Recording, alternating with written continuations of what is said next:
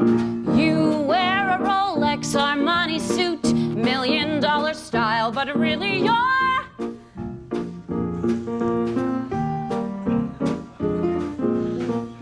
shirts may be Turnbull Asser, they may cost a pile, but really you're never fully dressed without a smile. Your clothes may be in tatters or the pride of Savile Row. It's what you wear from ear to ear, but not from head to toe, that matters.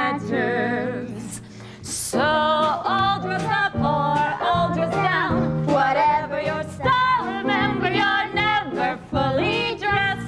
Though you may wear the best, you're never fully dressed without a smile. Josephine Hart wrote, "Damaged people are dangerous. They know they can survive." You could say I was damaged when I was 2 years old and diagnosed with optical glioma, an inoperable malignant brain tumor intertwined throughout the optic nerves in my brain. When doctors suggested moving the tumor, there was a high risk of losing sense of sight, smell, and taste, all vital senses for a child to grow up with. Being too young for radiation, my only choice was chemotherapy. So at the age of 2, I was wandering the narrow tiled halls of New England Medical Center's oncology unit. Not only was my family faced with a child diagnosed with life-threatening illness, but by the time I was 3, my father couldn't handle the stress of watching a child go through pain and illness, and he chose to leave my mother to raise both me and my older sister. Faced with a short life and no father, I stuck it out with the support from my family, and the experiences we had over the years only made us stronger. When doctors told my mother not to expect her youngest child to live past 5 years old, she wouldn't have it. She pushed me to fight to survive, and here I am, 15 years later, still standing strong. Growing up before chemotherapy, I was known for my hair. My hair was as red as hot embers glowing in a fire, wild and curly as if I've been getting perms since birth. My hair had a mind of its own, sticking out in every direction and glowing bright under the hot sun. Older women would stop and envy my hair, running their wrinkly fingers through it, trying to avoid the yearning of coming over and taking the hair right off my head. It was most frequent when taking a weekly trip to New England Medical Center to get checkups and start chemo. Everyone always knew when I was coming because they would see the lustrous, fiery curls bobbing toward the front desk to check in. My hair was my trademark, and I never thought I'd be faced with losing it.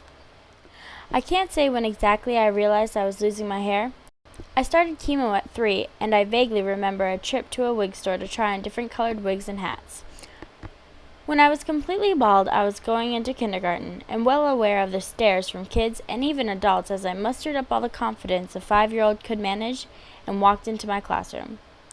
One particular day in school, a classmate thought it would be funny to taunt me, as he pulled off my hat to show the world the haunting truth. I was completely bald. To make the situation worse, he began to call me Mandel, a crude play of words on my last name. After that day, I always became extremely self-conscious around my classmates, and I was never seen without a hat or a scarf on my head. New England Medical Center became my safe haven. I could go there and see children without hair, just like me. I felt safe, loved, and respected. When I found out that friends from my hospital would be coming to speak at my school, I was ecstatic. Finally, my friends at NEMA could come talk some sense to those crazy kids that treated me like a leper. After a few assemblies and some long talks with individual classmates, the school finally came around, and I was making lots of friends who treated me with a kindness and support that I will forever cherish. The school always tiptoed around me. No one wanted to give the sick kid hard assignments. She's faced with enough struggles as it is. I was always placed in the easiest classes and got away with handing in a lot of schoolwork late. No one pushed me to work my hardest. All that extra time to finish assignments and easy A's were handed out left and right. It wasn't until I realized that teachers were intentionally making things easy for me because they thought my tumor somehow impaired my ability to learn, that I decided to turn things around on them. To assume that a child is incapable of learning because of an illness like mine is closed-minded. I have discovered through my own journeys that I am passionate about the arts, music, basically the aesthetic beauty life holds for me. I am only now discovering the hard work and motivation needed to succeed academically. Damaged people are dangerous. They know they can survive. I have been living with a tumor for the past 15 years. I have struggled with school, family, and adolescence. But the struggle isn't over. I know what it takes to stay motivated and determined to succeed at anything put before me.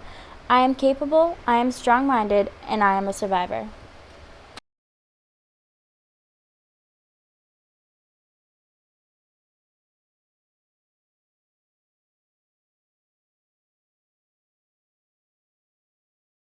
Hi guys. What do you got there? Where'd you guys go after I left you? Over there. Did you go on a ride? Yeah, the Haunted Mansion. The Haunted Mansion again? Well, Mom was taking us there anyways. And how was it?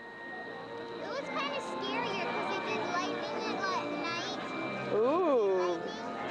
pretty cool. What was your favorite ride today? Space Mountain. How about you, Chris? What was your favorite ride today? Terror. You guys are awful brave. Unlike your mother, who's a chicken. Although she went on Tower of Terror. What are we sitting here for? Flashlights. No, that's not why we're sitting here.